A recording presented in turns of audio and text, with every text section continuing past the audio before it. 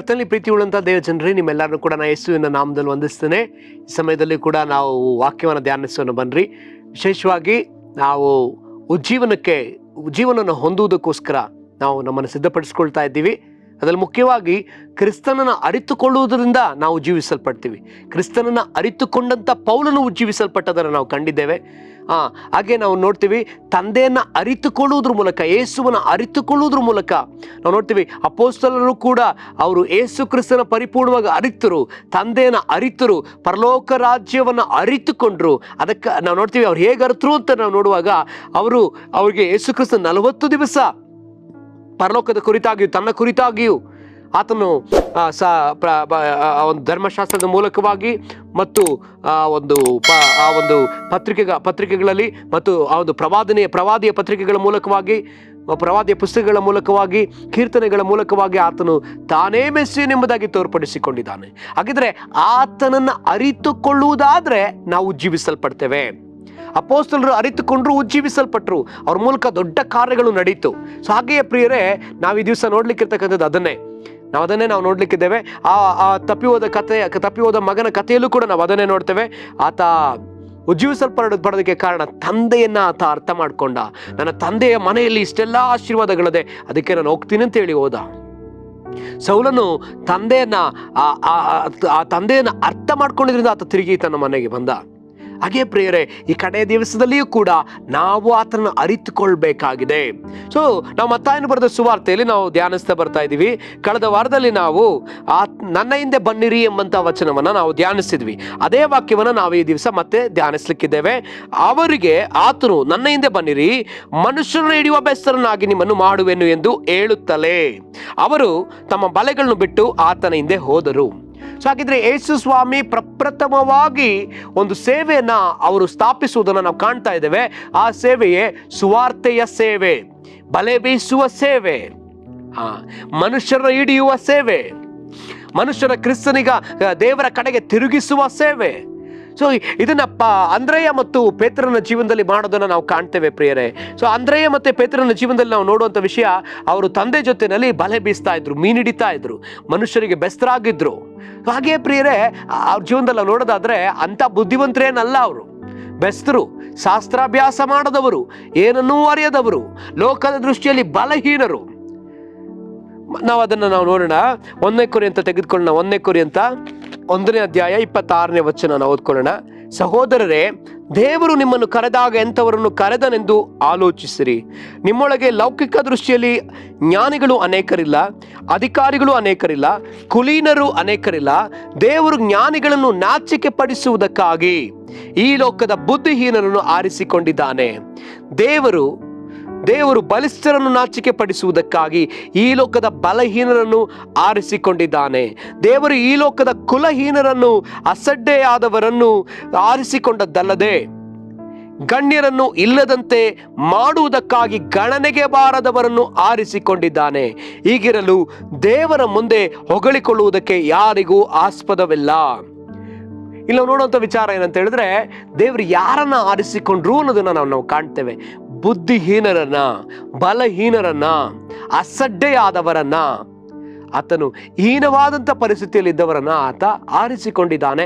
ಯಾಕೆ ಆರಿಸಿಕೊಂಡ ಅಂತ ಹೇಳಿ ನಾವು ನೋಡೋದಾದ್ರೆ, ಈ ವಾಕ್ಯದ ಪ್ರಕಾರ ಮನುಷ್ಯರನ್ನ ಹಿಡಿಯುವ ಬೆಸ್ತರನ್ನಾಗಿ ಆರಿಸಿಕೊಂಡ. ಅಂದ್ರೆ ಸುವಾರ್ಥ ಸೇವೆ, ದೇವರ ಕಡೆಗೆ ಅನೇಕರನ್ನು ಕರೆತರುವಂತಹ ಒಂದು ಸೇವೆ, ಲೋಕದಲ್ಲಿರ್ತಕ್ಕಂಥ ಜನಗಳನ್ನ ಹಾಗೇ ಎಳೆದುಕೊಳ್ಳುವುದಕ್ಕೋಸ್ಕರವಾಗಿ, ತನ್ನ ಕಡೆ ಎಳೆದುಕೊಳ್ಳುವುದಕ್ಕೋಸ್ಕರವಾಗಿ. ಬಲೆ ಪರಲೋಕಕ್ಕೆ ಹೋಲಿಕೆ ಆಗಿದೆ. ಪರಲೋಕದ ಆ ಒಂದು ಬೆಸ್ತಗಾರ ಆ ಬಲೆಯನ್ನು ಹಾಕುವಾಗ ಆ ಪರಲೋಕದ ಕಡೆಗೆ ಅವರನ್ನು ಎಳೆದುಕೊಳ್ಳಬೇಕಾಗಿದೆ. ಈ ಸೇವೆಗಾಗಿ, ಅಂದ್ರೆ ಸುವಾರ್ಥ ಸೇವೆಗಾಗಿ ಕರ್ತನು ಇವರಿಬ್ಬರನ್ನ ಸ್ಥಾಪಿಸುವುದನ್ನು ನಾವು ಕಾಣ್ತೇವೆ. ಮೊದಲ ಮೊಟ್ಟ ಮೊದಲ ಅಪೊಸ್ತಲರು. ಹಳೆ ಒಡಂಬಡಿಕೆಯಲ್ಲಿ ಈ ರೀತಿಯಾದ ಅಪೊಸ್ತಲ ಸೇವೆಯನ್ನು ನಾವು ಕಾಣೋದಿಲ್ಲ. ರಾಜರ ಸೇವೆ ಕಂಡಿದ್ದೇವೆ, ಪ್ರವಾದಿಗಳ ಸೇವೆ ಕಂಡಿದ್ದೇವೆ, ಯಾಜಕರ ಸೇವೆ ಕಂಡಿದ್ದೇವೆ, ಆದರೆ ಅಪೊಸ್ತಲ ಸೇವೆ ನಾವು ಕಾಣಲಿಲ್ಲ. ಈ ಅಪೊಸ್ತಲರ ಸೇವೆಯಲ್ಲಿ ಪ್ರಪ್ರಥಮವಾಗಿ ಅವ್ರನ್ನ ಕರೆದದೇ ಏನಕ್ಕಾಗಿ ಅಂದರೆ ಅವರನ್ನ ಸವಾರ್ಥಿಕರನ್ನಾಗಿ ಮಾಡಲಿಕ್ಕೆ, ಮನುಷ್ಯರನ್ನ ದೇವರ ಕಡೆಗೆ ನಡೆಸುವವರನ್ನಾಗಿ, ಮನುಷ್ಯರ ದೇವರಿಗಾಗಿ ಗೆಲ್ಲುವುದಕ್ಕೋಸ್ಕರವಾಗಿ. ಸೊ ಹಾಗಿದ್ರೆ ಈ ಸುವಾರ್ಥ ಸೇವೆಯನ್ನ ಮಾಡಬೇಕಾಗಿದೆ. ಸುವಾರ್ಥ ಸೇವೆ ಇಲ್ಲದೆ ಉಜ್ಜೀವನ ಸಾಧ್ಯವೇ ಇಲ್ಲ. ಕ್ರಿಸ್ತನ ಹೃದಯದಲ್ಲಿ ನೋಡ್ರಿ, ಆತನು ಕೂಡ ಒಬ್ಬ ಒಳ್ಳೆಯ ಸೌಹಾರ್ದಿಕನು. ಆತನು ಜನಗಳನ್ನ ರಾಶಿ ರಾಶಿಯಾಗಿ ದೇವರ ಕಡೆಗೆ ನಡೆಸಿದವನು. ತಂದೆಯ ಹೃದಯವನ್ನು ಮಕ್ಕಳ ಕಡೆಗೂ, ಮಕ್ಕಳ ಹೃದಯವನ್ನು ತಂದೆ ಕಡೆಗೂ ನಡೆಸಿದವನು. ಹಾಗಿದ್ರೆ ಪ್ರಿಯರೇ, ಯೇಸುಸ್ವಾಮಿ ಈ ಲೋಕದಲ್ಲಿ ಇದ್ದಾಗೆಲ್ಲ ಆತನು ತಂದೆ ಕಡೆಗೆ ಜನಗಳನ್ನ ನಡೆಸಿದ್ದಾನೆ, ತಂದೆ ಕಡೆಗೆ ಜನಗಳನ್ನ ಆಕರ್ಷಿಸುವಂತೆ ಮಾಡಿದ್ದಾನೆ, ತಂದೆಯನ್ನೇ ತೋರ್ಪಡಿಸಿ ಜನಗಳನ್ನ ತಂದೆ ಕಡೆಗೆ ನಡೆಸಿದ್ದಾನೆ. ಮತ್ತು ಈ ಅಪೊಸ್ತಲರ ಜೀವನದಲ್ಲೂ ಕೂಡ ನೋಡ್ತೇವೆ, ಈ ಪೇತ್ರ ಆಂದ್ರೆಯ ಯೇಸುವನ್ನು ಹಿಂಬಾಲಿಸುವವರಾಗಿದ್ದುಕೊಂಡು ಆ ಸುವಾರ್ಥ ಸೇವೆಯಲ್ಲಿ ತಮ್ಮನ್ನು ಸಮರ್ಪಣೆ ಮಾಡಿಕೊಂಡಾಗ ನಾವು ನೋಡ್ತೇವೆ, ಮೊದಲ ಸುವಾರ್ತೆಯ ಬೋಧನೆಯಲ್ಲಿ 3,000 ಜನ ರಕ್ಷಿಸಲ್ಪಡುವುದನ್ನು ಕಾಣ್ತೇವೆ. ಎರಡನೇ ಸುವಾರ್ತೆಯಲ್ಲಿ 5,000 ಜನ. ಅದನ್ನು ಈಗ ಹೇಳಿದ್ರೆ ಚೆನ್ನಾಗಿರ್ತದೆ. ಮೊದಲನೇ ಸಾರಿ ಬಲೆ ಹಾಕಿದಾಗ 3,000 ಮೀನುಗಳು, ಎರಡನೇ ಬಾರಿ ಬಲೆ ಹಾಕಿದಾಗ 5,000 ಮೀನುಗಳು, ಕಡೆಗೆ 3ನೇ ಸಾರಿ ಬಲೆ ಹಾಕಿದಾಗ ಲೆಕ್ಕವೇ ಹಾಕಲಿಕ್ಕಾಗದಷ್ಟು ಮೀನುಗಳು. ಇದು ಪರಲೋಕದ ಕಡೆಗೆ ಸೇರಿಸಲ್ಪಡ್ತು, ಪರಲೋಕ ದೋಣಿಯಲ್ಲಿ ಅದು ಹಾಕಲ್ಪಡ್ತು. ಬೇರೆ ಅದೇ ರೀತಿಯಲ್ಲಿಯೇ ಅದೇ ಸ್ಥಾನದಲ್ಲಿ ನಾವಿದ್ದೇವೆ, ಅದೇ ಜಾಗದಲ್ಲಿ ನಾವಿದ್ದೇವೆ. ನಮ್ಮನ್ನೂ ಕೂಡ ಆತನು ಅದೇ ಸೇವೆಗಾಗಿ ಕರೆದಿದ್ದಾನೆ. ನಾವು ಅದನ್ನು ನೋಡಿಕೊಳ್ಳೋಣ. 2ನೇ ಕೊರಿಂಥ 3ನೇ ಅಧ್ಯಾಯ 6ನೇ ವಚನ ನಾವು ಓದಿಕೊಳ್ಳೋಣ. ಆತನು ಹೊಸ ಒಡಂಬಡಿಕೆಗೆ ಸೇವಕರಾಗಿರುವ ಸಾಮರ್ಥ್ಯವನ್ನು ನಮಗೆ ಅನುಗ್ರಹಿಸಿದ್ದಾನೆ. ಹಾಗಿದ್ರೆ ಈಗ ನಮ್ಮೊಬ್ಬೊಬ್ಬರಿಗೂ ಕೂಡ ಈ ಸಮಾಧಾನದ ಸುವಾರ್ತೆಯನ್ನು ಹೊಂದಿರುವ ನಮಗೆ ಈ ಒಂದು ಹೊಸ ಒಡಂಬಡಿಕೆಯ ಸೇವೆ ಕೊಡಲ್ಪಟ್ಟದೆ, ಸಮಾಧಾನದ ಸೇವೆ ಕೊಡಲ್ಪಟ್ಟದೆ, ಸುವಾರ್ತೆಯ ಸೇವೆ ಕೊಡಲ್ಪಟ್ಟದೆ. ಅದಕ್ಕಾಗಿ ಯೇಸು ಕ್ರಿಸ್ತನು ಆತನು ಪರಲೋಕಾರೋಹಣವಾಗುವಾಗ ಶಿಷ್ಯರನ್ನ ನೋಡಿ ಆತ ಹೇಳ್ತಾನೆ, ಏನಂತ ಹೇಳ್ತಾನೆ? ನನಗೆ ಪರಲೋಕದಲ್ಲಿಯೂ ಭೂಲೋಕದಲ್ಲಿಯೂ ಎಲ್ಲ ಅಧಿಕಾರ ಕೊಡಲ್ಪಟ್ಟದೆ, ಆದ್ದರಿಂದ ನೀವು ಹೊರಟು ಹೋಗಿರಿ, ಈ ಲೋಕದ ಎಲ್ಲಾ ಜನರನ್ನ ನನಗೆ ಶಿಷ್ಯರನ್ನಾಗಿ ಮಾಡ್ರಿ, ತಂದೆ ಮಗ ಪವಿತ್ರಾತ್ಮ ನಾಮದಲ್ಲಿ ದೀಕ್ಷಾಸ್ನಾನ ಮಾಡ್ರಿ, ನಾನು ನಿಮಗೆ ಉಪದೇಶಿಸಿದವುಗಳನ್ನ ಅವರು ಕಾಪಾಡಿಕೊಳ್ಳುವಂತೆ ಅವ್ರಿಗೆ ಉಪದೇಶಿಸ್ರಿ. ಮಾರ್ಕನು ಬರೆದ ಸುವಾರ್ತೆ 16ನೇ ಅಧ್ಯಾಯ 15ನೇ ವಚನ ಹೀಗೆ ಹೇಳ್ತದೆ, ಲೋಕದ ಎಲ್ಲಾ ಕಡೆಗೆ ಹೋಗಿ ಸುವಾರ್ತೆಯನ್ನು ಹೇಳ್ರಿ ಅಂತ ಹೇಳಿ ಆತ ಹೇಳುವುದನ್ನ ನಾವು ಕಾಣ್ತೇವೆ ಪ್ರಿಯರೇ. ಹಾಗಿದ್ರೆ ಈ ಸುವಾರ್ತೆಯ ಸೇವೆ ಯೇಸು ಕ್ರಿಸ್ತನಿಂದ ಸ್ಥಾಪಿತವಾದದ್ದು. ನಾವೊಬ್ಬೊಬ್ಬರೂ ಕೂಡ ಸುವಾರ್ತೆಯನ್ನು ಸಾರಬೇಕೆಂದು ಕರ್ತನು ಬಯಸುವವನಾಗಿದ್ದಾನೆ.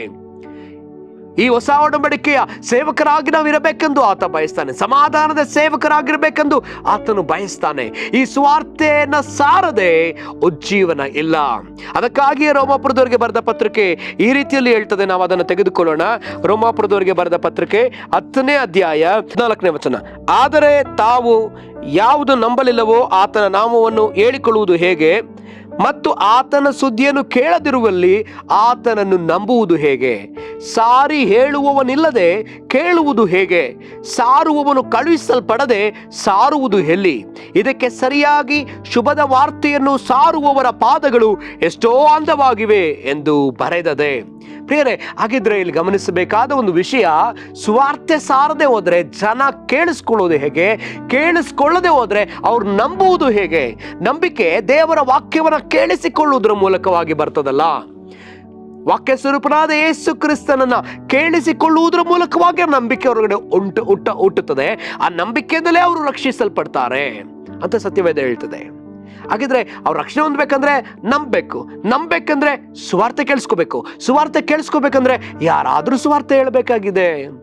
ಕೆಲವರು ಅಂದ್ಕೊಂಡಿದ್ದಾರೆ, ಸೇವಕರು ಸುವಾರ್ತೆ ಹೇಳ್ಕೊಳ್ತಾರೆ ಬಿಡ್ರಿ, ಅವ್ರು ಹೇಳ್ಕೊಳ್ಳಿ, ಅವ್ರು ತಾನೇ ದೇವ್ರು ಕರೆದಿದ್ದಾರೆ, ಅವ್ರ ಸುವಾರ್ತೆ ಹೇಳ್ಕೊಳ್ತಾರೆ. ಅಥವಾ ಸವಾರ್ಥಿಕರು ಅಂತೇಳಿ ಅಭಿಷೇಕಿಸಲ್ಪಟ್ಟಿದ್ದಾರಲ್ಲ, ಅವ್ರು ಹೇಳ್ಕೊಳ್ತಾರೆ. ಇಲ್ಲ ಪ್ರಿಯರೇ, ಒಬ್ಬ ಸೇವಕರು ಹೇಳೋದನ್ನ ನಾನು ಕೇಳಿದ್ದೀನಿ. ಕುರಿ ಮರಿಯನ್ನು ಯಾರು ಹಾಕ್ತಾರೆ ಅಂತ ಹೇಳಿದ್ರೆ, ಆ ಕುರುಬ ಹಾಕ್ತಾನ ಅಥವಾ ಕುರಿಗಳಾಗ್ತಾರ ಅಂತ ಕೇಳಿದ್ರೆ, ಕುರುಬ ಹಾಕ್ಲಿಕ್ಕಾಗತ್ತಾ? ಇಲ್ಲ, ಕುರಿಗಳೇ ಹಾಕ್ಬೇಕಾಗಿದೆ. ಹಾಗಿದ್ರೆ ಇಲ್ಲಿ ಎಲ್ಲರ ಮೇಲೆಯೂ ಒಂದು ಸೇವೆ ಭಾರ ಇಡಲ್ಪಟ್ಟದೆ. ನಾವೊಬ್ಬೊಬ್ಬರು ಅಂಗುಳ್ಳವರಾಗಿದ್ದೇವೆ. ನಾವು ಈ ಸುವಾರ್ತೆಯನ್ನು ಕೇಳಿದ್ದರಿಂದ ಆತನು ನಮಗಾಗಿ ಸತ್ತ ಉಡಲ್ಪಟ್ಟ 3 ದಿವಸ ಜೀವ ಸಹಿತವಾಗಿ ಎದ್ದು ಬಂದ ಎಂಬ ಆ ಸುದ್ದಿಯನ್ನು ಕೇಳಿದರ ಮೂಲಕವಾಗಿ ನಾವು ನಂಬಿಕೆ ಹೊಂದಿದ್ವಲ್ಲ, ನಾವು ರಕ್ಷಿಸಲ್ಪಟ್ಟವಲ್ಲ. ಹಾಗೆಯೇ ಗಮನಿಸ್ರಿ ಪ್ರಿಯರೇ, ನಾವು ಕೂಡ ಅಂಗುಳ್ಳವರಾಗಿದ್ದೇವೆ. ನಮ್ಮ ಸಹೋದರರಿಗೋಸ್ಕರ ಪ್ರಾಣ ಕೊಡುವ ಅಂಗುಳ್ಳವರು, ನಾವು ಸುವಾರ್ತೆಯನ್ನು ಸಾರುವ ಅಂಗುಳ್ಳವರು. ನಾವು ಸಾಲದಲ್ಲಿದ್ದೇವೆ, ನಾವು ಸಾರಲೇಬೇಕಾದ ಆ ಒಂದು ಒತ್ತಡದಲ್ಲಿ ನಾವಿದ್ದೇವೆ, ಸಾರಲೇಬೇಕಾಗಿದೆ. ಅದಕ್ಕಾಗಿ ಪೌಲನು ಹೇಳ್ತಾನೆ, ನಾನು ಸುವಾರ್ತೆಯನ್ನು ಸಾರದೆ ಹೋದರೆ ನನ್ನ ಗತಿಯನ್ನು ಏನು ಹೇಳಲಿ ಎಂಬುದಾಗಿ. ನಾವು ನೋಡ್ತೇವೆ ಅನೇಕ ಸೇವಕರು ಸುವಾರ್ತೆಯನ್ನು ಸಾರಿದ್ದನ್ನು, ತಮ್ಮ ಜೀವಿತವನ್ನೇ ತಮ್ಮ ಜೀವವನ್ನೇ ಪಣವಿಟ್ಟು ಸುವಾರ್ತೆ ಹೇಳಿದ ಜನಗಳನ್ನ ನಾವು ಕಂಡಿದ್ದೇವೆ. ಸುವಾರ್ತೆ ಪ್ರತಿಯೊಬ್ಬ ಮನುಷ್ಯನನ್ನು ಕೂಡ ಬದಲಾಯಿಸ್ತದೆ. ಸುವಾರ್ತೆ ಅತಿ ಮುಖ್ಯವಾದದ್ದಾಗಿದೆ ಪ್ರಿಯರೇ. ಅದಕ್ಕಾಗಿ ಈ ದಿವಸ ನಮ್ಮನ್ನು ಕೂಡ ಕರ್ತನು ಸುವಾರ್ಥ ಸೇವೆಗಾಗಿ ಕರೆದಿದ್ದಾನಲ್ಲ, ನಮ್ಮನ್ನು ಸಮರ್ಪಿಸಿಕೊಳ್ಳೋಣವ, ನಮ್ಮನ್ನು ಒಪ್ಪಿಸಿಕೊಳ್ಳೋಣವ.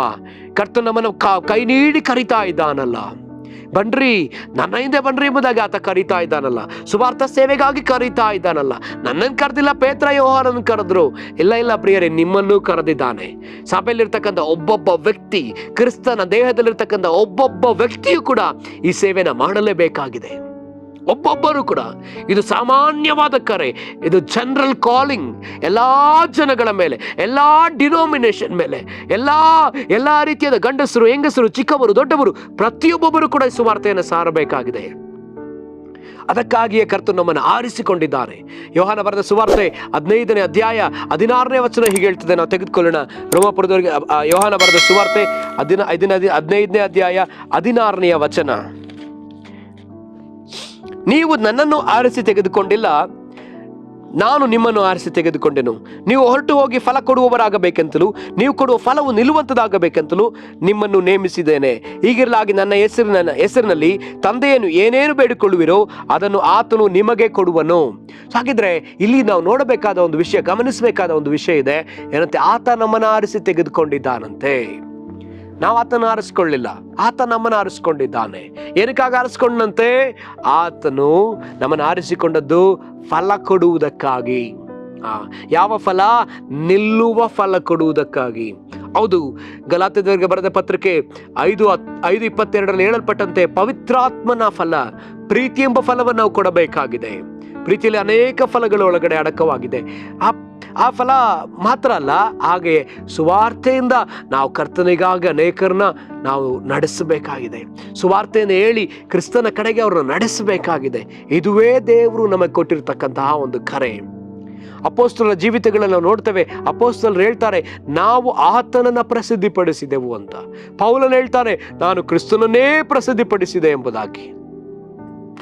ಹಾಗಿದ್ರೆ ಇವತ್ತು ಕೂಡ ನಾವು ಕೂಡ ಶಿಲುಬೆಗೆ ಹಾಕಲ್ಪಟ್ಟ ಯೇಸು ಕ್ರಿಸ್ತನನ್ನ ಪ್ರಸಿದ್ಧಿಪಡಿಸಬೇಕಾಗಿದೆ. ಅದನ್ನು ಹೇಗೆ ಪ್ರಸಿದ್ಧಿಪಡಿಸಬಹುದು? ಸುವಾರ್ತೆಯ ಮೂಲಕ.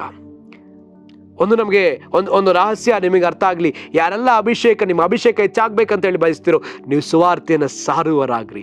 ಸುವಾರ್ತೆ ಸಾರುವವನ ಮೇಲೆ ಕರ್ತನ ಅಪರಿಮಿತವಾದ ಅಭಿಷೇಕ ಬರ್ತದೆ. ಕರ್ತನ ಅಪರಿಮಿತವಾದ ಶಕ್ತಿ ಇಳಿದು ಬರುವುದನ್ನು ಕಾಣ್ತೇವೆ.